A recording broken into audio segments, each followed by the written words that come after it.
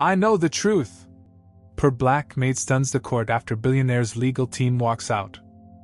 The mahogany-paneled courtroom buzzed with an electric tension that made even the most seasoned reporters shift uncomfortably in their seats. Charles Westbrook, once the untouchable titan of Wall Street, sat rigidly at the defendant's table, his usually pristine silver hair disheveled and his hands trembling slightly as he clutched a glass of water. The man who had built a financial empire worth billions now looked like a cornered animal, watching his entire world crumble with each passing moment. Your Honor, Prosecutor Janet Morrison announced with the confidence of someone holding a royal flush. The state presents Exhibit A47 through A52. She held up a thick manila folder, its contents promising to be the final nail in Westbrook's coffin. These are official bank transfer documents, authenticated by 3 independent forensic accountants, proving beyond any reasonable doubt that Mr. Westbrook orchestrated the systematic embezzlement of over $200 million from his own company's pension fund. The defense table erupted in hushed, frantic whispers. Led attorney Lena Williams, known for her steel nerves and impossible victories, looked genuinely shaken for the first time in her 20-year career. Her junior associates frantically shuffled through their files, their faces growing paler with each document they couldn't find to counter the prosecution's bombshell. Charles leaned forward, his voice barely above a whisper. Lena, I've never seen these documents before in my life. I swear on my mother's grave. Mr. Westbrook. Lena interrupted, her voice strained. We need to focus on the evidence presented. These signatures, they look authentic. The bank routing numbers match your accounts perfectly. In the gallery, cameras clicked furiously as reporters scribbled notes. The media circus had been building for weeks, but this moment felt different. The man who had graced the covers of Forbes and Time magazine, who had been invited to economic summits with world leaders, was about to fall from grace in the most spectacular way possible. What none of them knew was that in the back corner of the courtroom, barely visible among the crowd of onlookers, sat a young woman whose presence would change everything. Amara Johnson, 26 years old, wore her only good dress, a simple navy blue one she'd bought from a thrift store for church services. Her calloused hands, evidence of countless hours scrubbing floors and washing dishes, were folded tightly in her lap as she watched the proceedings with an intensity that would have surprised anyone who knew her as simply the help. Amara had been working for the Westbrook family for 3 years, ever since she'd moved from rural Alabama to New York City with nothing but a high school diploma and an unwavering determination to build a better life. She cleaned their 40-room mansion, served their elaborate dinner parties, and remained invisible, exactly as she was expected to be. But invisible didn't mean blind or deaf. 6 months ago, while dusting Charles's private study on the 3rd floor of the mansion, Amara had overheard a conversation that now echoed in her mind like a broken record. She remembered every word, every inflection, every pause. It had been a Thursday evening, and she'd been working late because Mrs. Westbrook was hosting a charity gala the next day. Charles, you need to understand the gravity of what we're doing here. She remembered hearing through the slightly open door.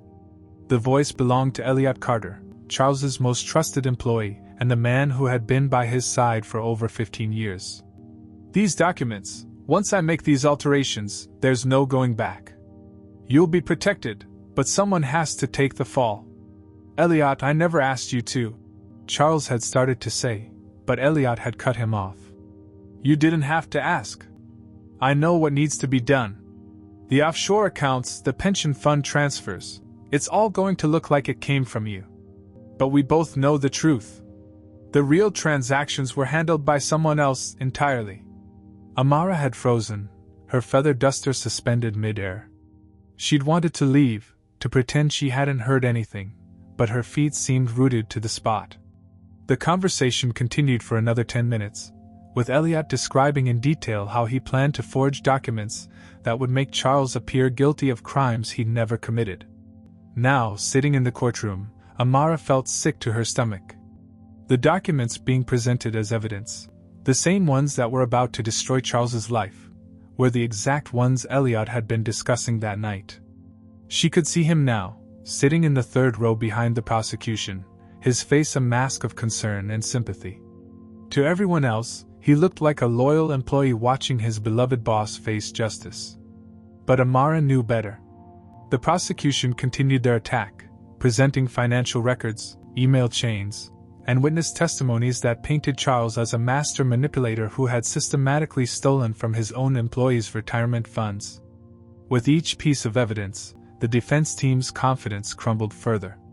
Your Honor, Prosecutor Morrison continued, we have 17 separate instances of unauthorized transfers, all bearing Mr. Westbrook's digital signature and authorization codes. The pattern is clear, systematic, and undeniable. Charles's face had gone ashen. He looked at Lena with desperate eyes. I don't understand how this is possible. These aren't my transactions. I've never authorized any of these transfers. But Lena was studying the documents with the resignation of someone who had just realized they were fighting a losing battle. The evidence was too perfect, too comprehensive. Every defense they had prepared now seemed inadequate against this mountain of incriminating proof. In the media section, reporters were already typing headlines. Billionaire's empire built on stolen dreams, the fall of a financial titan, justice finally comes for Wall Street's golden boy. The story was too good to be true, the wealthy elite finally facing consequences for their greed. Amara watched Charles's shoulders slump in defeat, and something inside her chest tightened. She had scrubbed his floors, served his meals, and listened to his phone calls with his elderly mother every Sunday morning. She had seen him cry when his childhood dog died, watched him donate anonymously to children's hospitals, and witnessed him working 18-hour days not out of greed, but out of a genuine desire to provide jobs for thousands of families. The man she knew was not the monster being portrayed in court. But more importantly, she knew exactly who the real monster was, and he was sitting just 3 rows away, probably planning his next move while everyone else focused on destroying an innocent man. As the afternoon wore on, the weight of her knowledge became unbearable. Every lie presented as truth, every forged document treated as gospel, every moment of Charles's growing despair, it all pressed down on her like a physical force. She had the power to stop this injustice, but using that power meant risking everything she had worked so hard to build. The courtroom began to feel suffocating. Amara's simple dress stuck to her skin, and her heart pounded so loudly she was certain the people around her could hear it.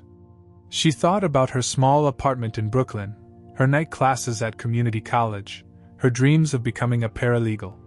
Speaking up could destroy all of that. But staying silent meant watching an innocent man's life be destroyed by someone who had manipulated everyone, including her, with masterful precision. The gavel echoed through the courtroom as Judge Patricia Hoffman announced the end of the day's proceedings. We'll reconvene tomorrow morning at 9 o'clock for closing arguments, she declared. The defendant will remain free on bail until the verdict is reached. As people began filing out of the courtroom, Amara remained seated, her mind racing. Tomorrow, Charles Westbrook would likely be convicted of crimes he didn't commit, and Elliot Carter would walk free to continue his deception. The injustice of it all made her stomach turn. She watched Charles gathering his papers with shaking hands, his legal team avoiding eye contact, their body language screaming defeat. In that moment, Amara made a decision that would change everything. She couldn't let this happen. She wouldn't let this happen. The truth was a powerful thing, and she was the only one who possessed it. Tomorrow, she would find a way to make sure that truth saw the light of day, no matter what it cost her. The morning sun cast long shadows across the courthouse steps as Amara climbed them with heavy legs, her worn sneakers making soft squeaking sounds against the marble. She had barely slept, tossing and turning in her small bed while rehearsing the words she might say, the courage she might need. Her hands trembled as she pushed through the heavy oak doors, the same doors that had seemed so imposing just yesterday. Inside the courtroom, the atmosphere was thick with anticipation. Today would decide Charles Westbrook's fate, and everyone knew it. The media section was packed even tighter than before, with camera crews jostling for the best angles and reporters whispering urgently into their phones. The prosecution table radiated confidence, while the defense looked like soldiers preparing for their final battle. Charles sat at the defendant's table, his expensive suit unable to hide the weight he'd clearly lost overnight. His eyes were red-rimmed, and his hands shook as he sipped from a coffee cup that had long since gone cold. Lena Williams sat beside him, her usual commanding presence diminished as she shuffled through papers with the mechanical movements of someone going through the motions. "Ladies and gentlemen," Judge Hoffman announced, her voice cutting through the courtroom chatter like a blade. "Before we proceed with closing arguments, I'm told the prosecution has additional evidence to present." Prosecutor Morrison stood with theatrical flair, a slight smile playing at the corners of her mouth.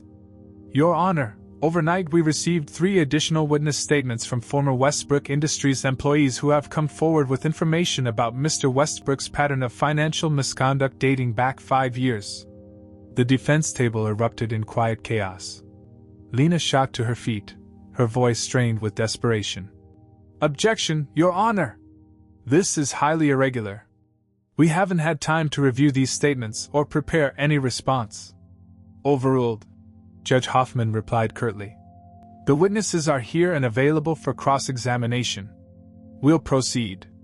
One by one, 3 former employees took the stand, each telling similar stories of pressure from Charles to approve questionable transactions, of late-night meetings where he allegedly discussed moving money through shell companies. Their testimonies were devastating, painting a picture of a man who had been planning his crimes for years. But Amara noticed something the others didn't. As each witness testified, she caught glimpses of Elliot Carter taking notes, occasionally nodding with what looked like satisfaction. When the second witness mentioned a specific meeting date, Amara saw Elliot pull out his phone and type something quickly. Her blood ran cold as she realized what was happening. Elliot wasn't just framing Charles for past crimes. He was orchestrating new lies in real time. The defense's cross-examination was weak, half-hearted.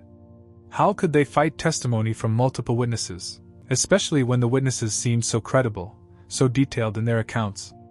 Lena's questions were perfunctory, her usual sharp instincts dulled by the overwhelming weight of evidence against her client. "Mr. Patterson," Lena addressed the third witness, a nervous-looking man in his 50s. "You mentioned a meeting in Mr. Westbrook's office on March 15th of last year. Can you describe the exact time and who else was present?" "It was around 8 p.m., Patterson replied without hesitation. "Just me, Mr. Westbrook, and Mr. Carter. Mr. Westbrook was very specific about the offshore account numbers." Charles's head snapped up, his eyes wide with recognition. "That's impossible," he whispered urgently to Lena. "I was in London that entire week for the merger talks. I have airline tickets, hotel records." But Lena barely heard him. She was drowning in the avalanche of evidence, each piece more damning than the last. The prosecution had built an airtight case, and every door she tried to open led to another wall of incriminating proof. As the morning progressed, the defense's position became increasingly hopeless. Charles's alibis were dismissed as elaborate cover-ups. His character witnesses were portrayed as either naive or complicit. Every piece of evidence that might have helped him was systematically destroyed by the prosecution's relentless attack. Finally, at 11:30 a.m., the moment Amara had been dreading arrived. "Your Honor," Lena Williams said, her voice barely above a whisper. "The defense requests a brief recess to confer with our client." Judge Hoffman nodded. 15 minutes. But instead of conferring, Amara watched in horror as Lena gathered her papers and walked toward the exit. Her junior associates followed, their faces masks of professional resignation. At the courtroom doors, Lena turned back one last time, looking directly at Charles with eyes that held both apology and defeat. "I'm sorry, Charles," she said, her voice carrying across the suddenly silent room. "I can't defend against evidence this comprehensive. I've never seen anything like this in 30 years of practice. We're done." The courtroom exploded in whispers and gasps.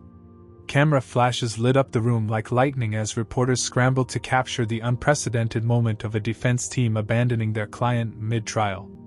Charles sat frozen, his mouth open in shock, as his legal team walked out of the courtroom and out of his life.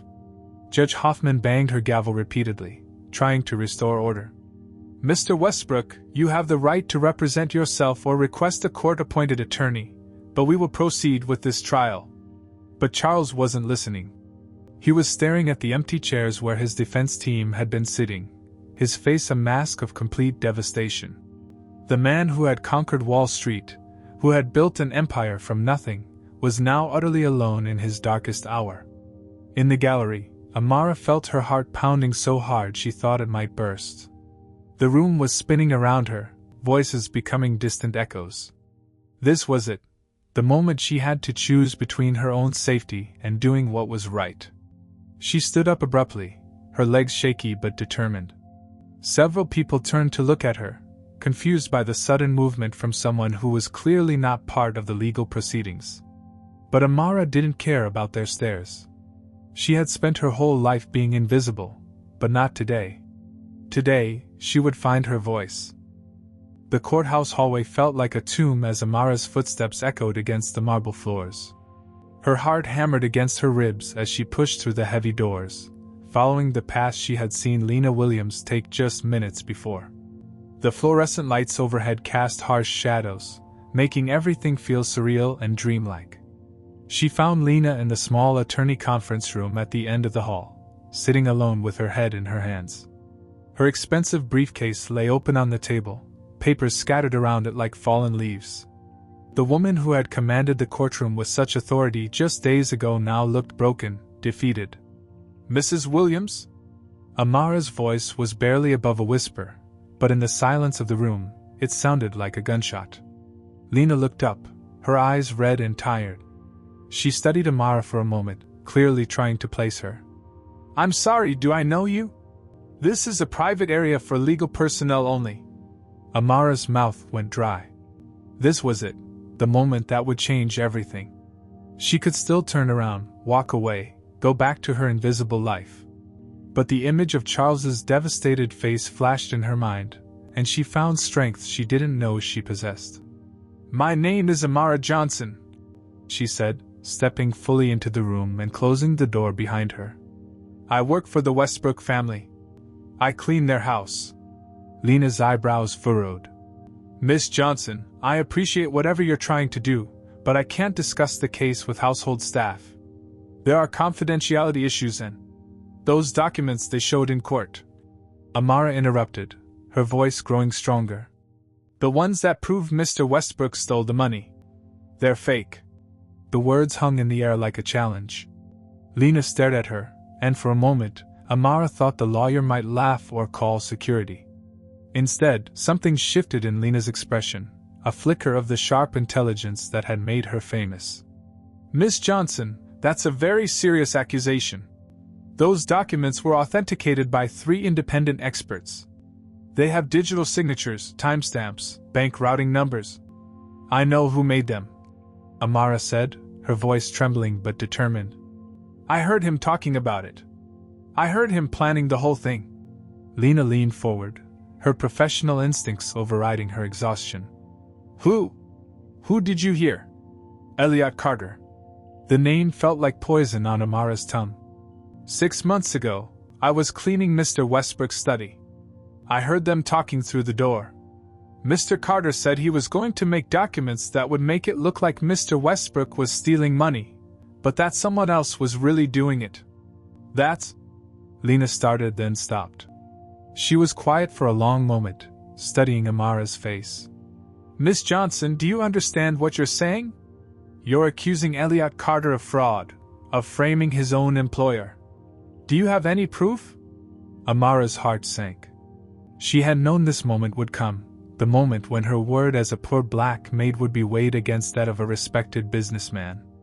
"I don't have recordings or anything like that. But I remember everything they said. Every word. Memory alone isn't enough," Lena said gently. "In court, it would be your word against his. And given the evidence they have. But I know where he keeps the real documents," Amara said quickly, desperately. "In his office at Westbrook Industries. There's a safe behind a painting of a ship. I've seen him go to it when he thought no one was looking. He keeps files there that he doesn't want anyone to see." Lena's eyes sharpened. "How do you know about his office?" "I clean the corporate offices too, on weekends. Extra money. Amara's voice dropped to a whisper. Mrs. Williams, I know you don't have any reason to believe me. I'm nobody. But Mr. Westbrook is a good man. He pays for his employees' children to go to college. He visits the sick ones in the hospital. He's not perfect, but he's not a thief. Something in Amara's voice, the raw honesty, the desperate sincerity, seemed to reach Lena. The lawyer was quiet for a long moment, her fingers drumming on the table. Miss Johnson, she said finally, what you're suggesting is incredibly dangerous. If you're wrong, if you're misremembering what you heard, you could be charged with perjury. Your life could be ruined. My life is already ruined if I stay quiet, Amara replied. I can't sleep. I can't eat. I keep seeing Mr. Westbrook's face when those lawyers walked out. I keep thinking about his wife, his children. They don't deserve this. Lena stood up and began pacing the small room. Even if what you're saying is true, we need more than just your testimony.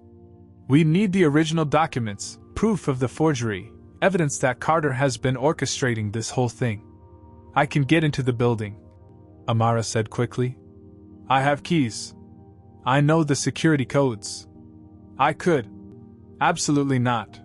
Lena cut her off. That would be breaking and entering. I can't be party to that, and I won't let you risk criminal charges. Amara felt tears burning her eyes.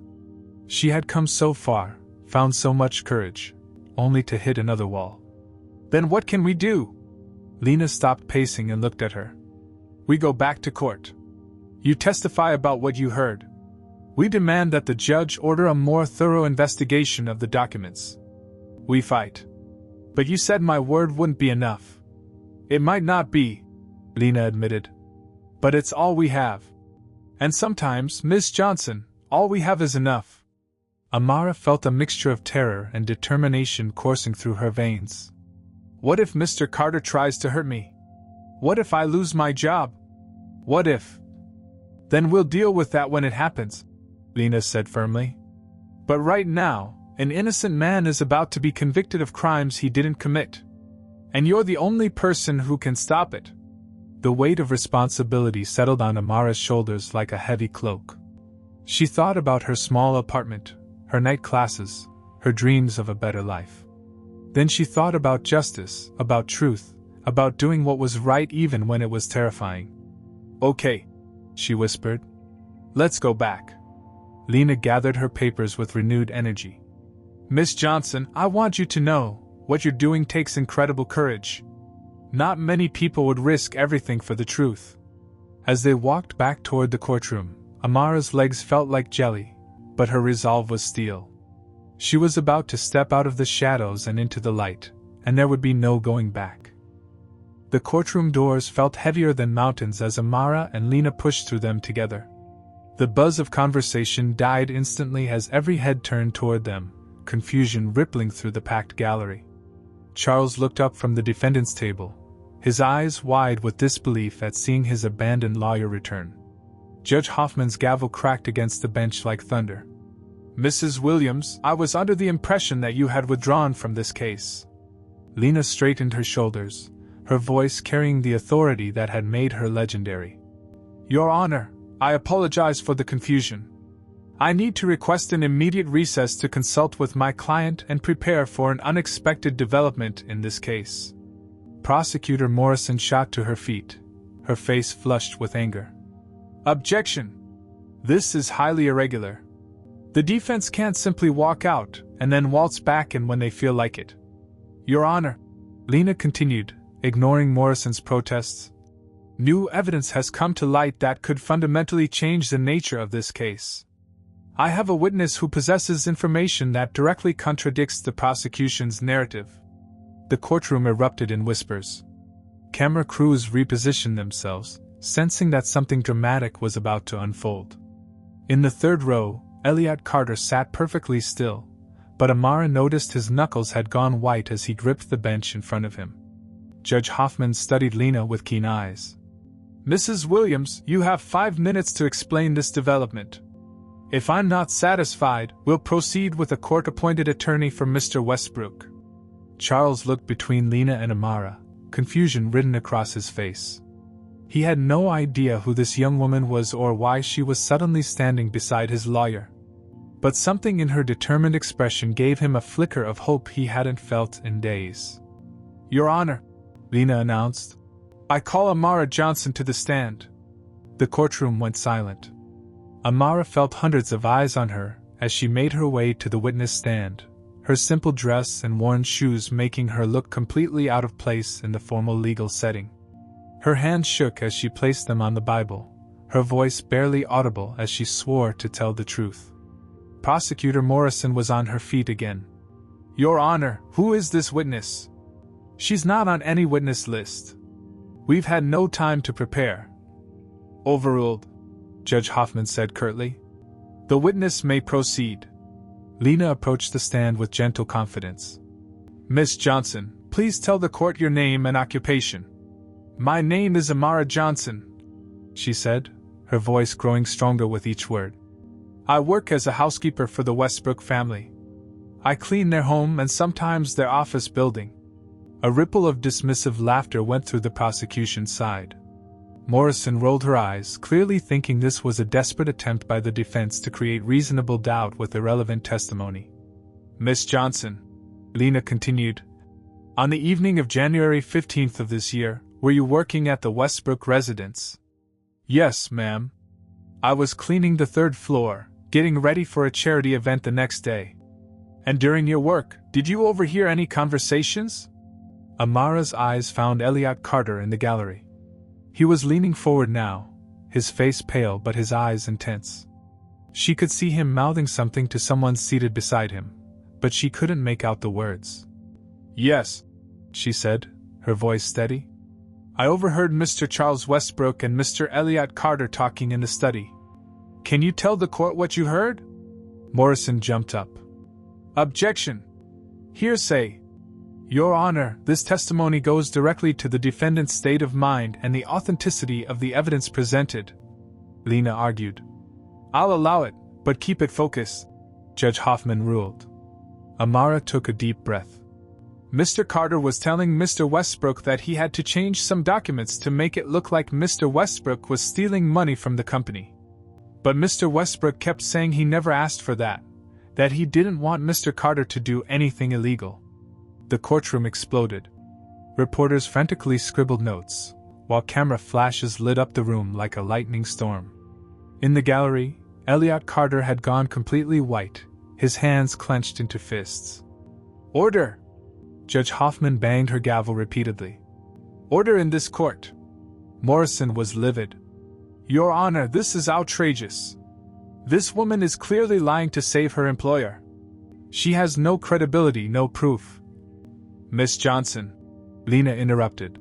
"Did you hear Mr. Carter say anything else about these documents?" "He said the real person who was stealing the money would never be caught because everyone would be focused on blaming Mr. Westbrook. He said he had been planning it for months, and that he had help from someone on the outside." Charles's head snapped up, his eyes wide with recognition. For the first time since the trial began, pieces were falling into place.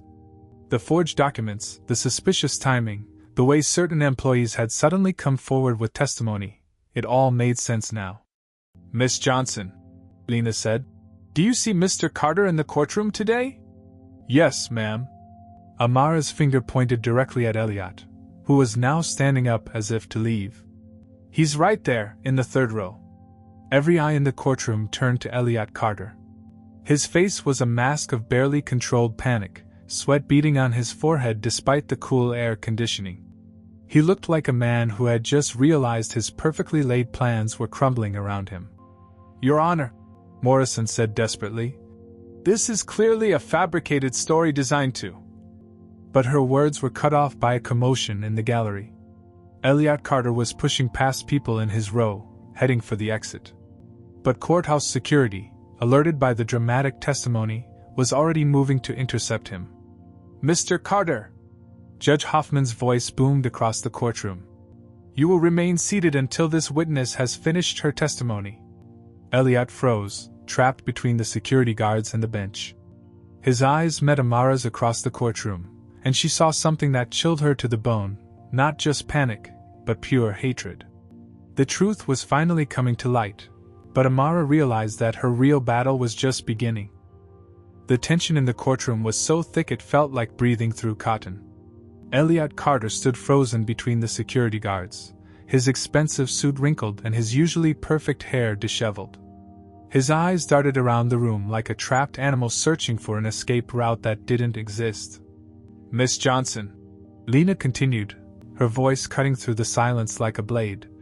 "You mentioned that Mr. Carter said he had help from someone on the outside. Did he mention any names?" Amara's hands trembled as she gripped the edge of the witness stand. "He said something about a woman named Rebecca who worked at the bank. He said she was helping him create fake transaction records that would match the forged documents." Prosecutor Morrison's face had gone pale. She frantically whispered to her assistant, who began shuffling through files with increasing desperation. Something was clearly wrong at the prosecution table. "Your Honor," Lena announced with growing confidence, "I request that the court immediately examine the original documents presented by the prosecution. I believe a forensic analysis will reveal significant discrepancies that were missed in the initial authentication." Judge Hoffman leaned forward, her interest clearly piqued.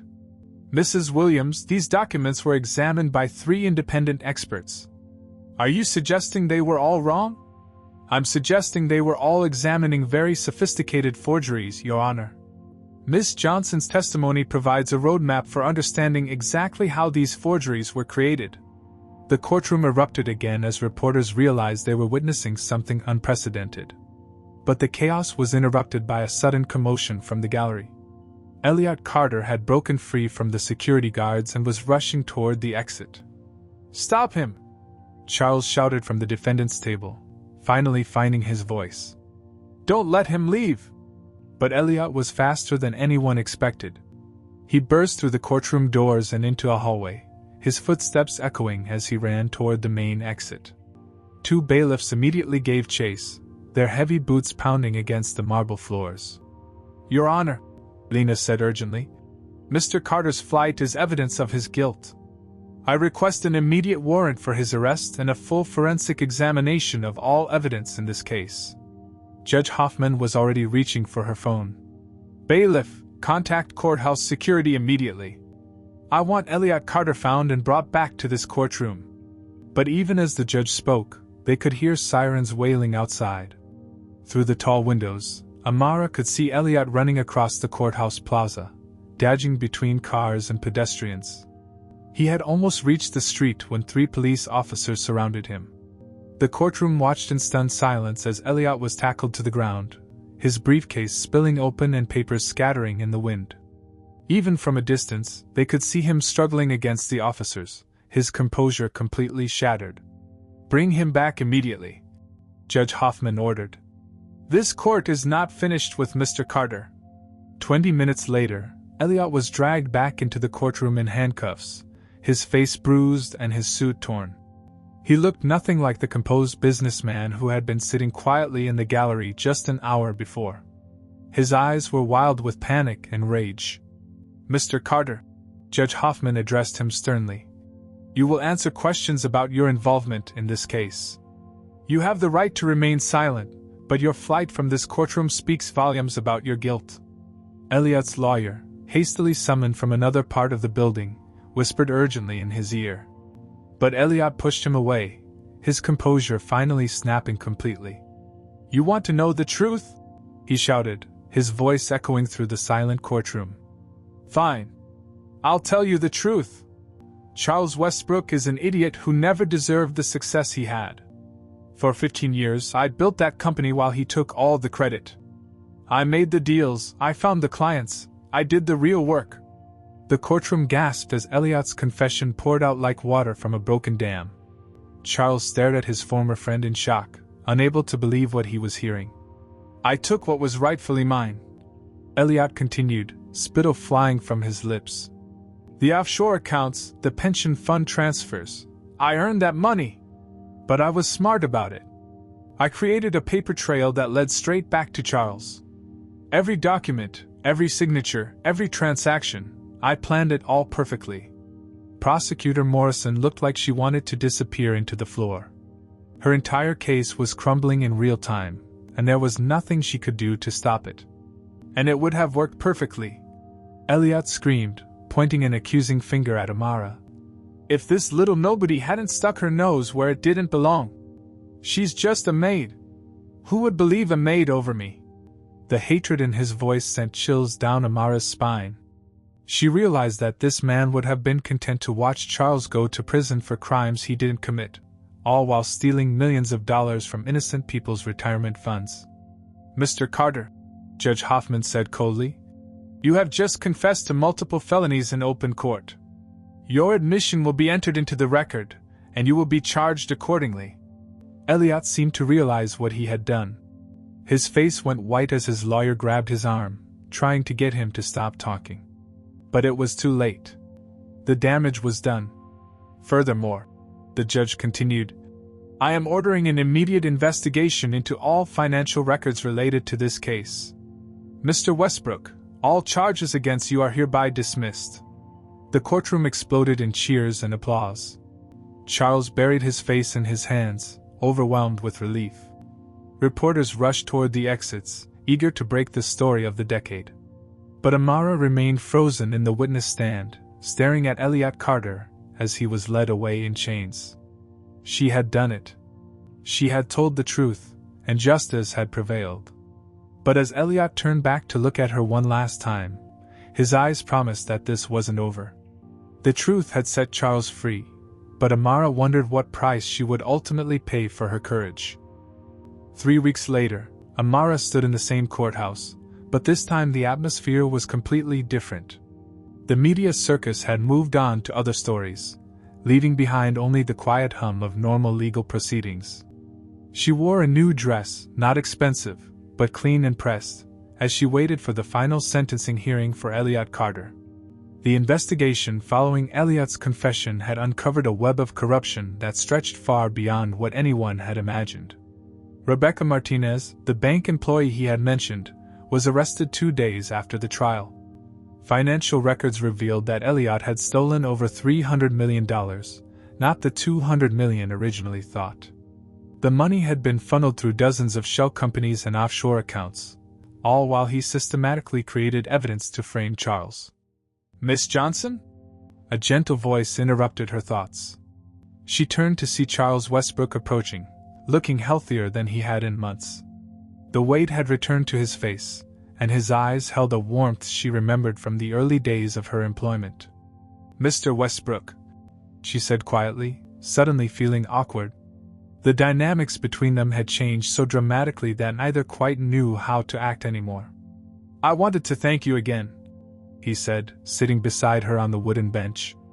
I know I've said it before, but I don't think you understand how much your courage meant to me. To my family. Amara looked down at her hands. I just did what was right. No, Charles said firmly. You did something extraordinary. You risked everything, your job, your safety, your future, for someone who couldn't protect you. That's not just doing what's right. That's heroism. She felt tears threatening to spill over. The past 3 weeks had been the most difficult of her life. Word of her testimony had spread quickly through the domestic worker community, and many families were reluctant to hire someone who might cause trouble. She had lost 2 potential job opportunities before people started to hear the full story. Mrs. Westbrook asked me to give you this, Charles continued, handing her an envelope. And to tell you that your old position is waiting for you whenever you're ready. But she also wanted you to know that you have other options now. Amara opened the envelope with trembling fingers. Inside was a letter of recommendation that took her breath away, along with contact information for several law firms that had expressed interest in hiring her as a paralegal. But what made her gasp was the scholarship certificate to New York University, fully paid for 4 years. Mr. Westbrook, I can't accept this. It's too much. Amara, he said, using her first name for the first time ever. You saved my life. Not just my freedom, my actual life. I was planning to, well, let's just say I had lost all hope. What you did gave me my family back, my reputation, my future. This scholarship isn't charity. It's an investment in someone who has already proven she has the courage and integrity to change the world. Before she could respond, the courtroom doors opened and they were called inside for Elliot's sentencing. As they took their seats, Amara saw him for the first time since that dramatic day. He looked older, broken, his expensive suits replaced by an orange jumpsuit. When his eyes met hers, there was no longer hatred there, just defeat. "Elliot Carter," Judge Hoffman announced. "You have been found guilty of embezzlement, fraud, conspiracy, and obstruction of justice. The court sentences you to 25 years in federal prison without the possibility of parole for 15 years. Elliot's shoulders sagged as the reality hit him. 25 years. He would be an old man when he got out, if he lived that long. As the bailiffs led him away, he stopped briefly in front of Amara. "You were right," he said quietly, so only she could hear. "I underestimated you because you were just a maid. That was my biggest mistake." There was no apology in his words, but there was acknowledgement. Amara nodded slightly, feeling a strange sense of closure. Later that afternoon, Amara found herself in Central Park, sitting on a bench and watching children play on the playground. The scholarship letter lay beside her, along with the job offers from 3 different law firms. For the first time in her life, she had choices, real choices that could lead to the kind of future she had only dreamed about. Her phone buzzed with a text message from her mother in Alabama.